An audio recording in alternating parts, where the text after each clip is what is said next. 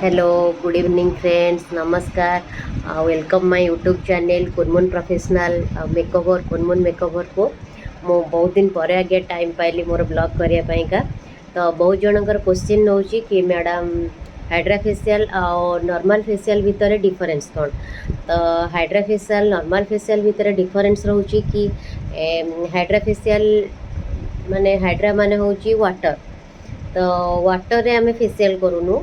तो water means विभिन्न प्रकार सीरम अच्छी जोटा कि समस्त स्किन को लेकिन आज्ञा से सीरमटा जमती कि आमर एक्ने है एनी प्रोब्लेमेटिक स्किन को लेकिन सेटा बहुत भल रिजल्ट दौची जोटा कि आमर अंडरटोन माने भीतर स्किन रूट्स रु सेटा पूरा क्लीयर करुच्ची।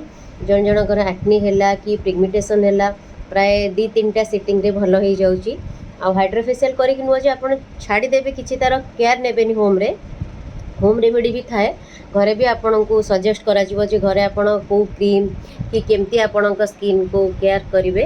तो हाइड्रा फेशियल कले आपण किछिटा टिप्स आमे पार्लर रे दो कि आपण निजे भी सेटा टी फॉलो करबा दरकार। आइदर क्रीम किछि यूज करेंगे घरे किछि टिप्स यूज दबु सेटा भी फॉलो करेंगे देन आपण स्किन बहुत भल रिजल्ट।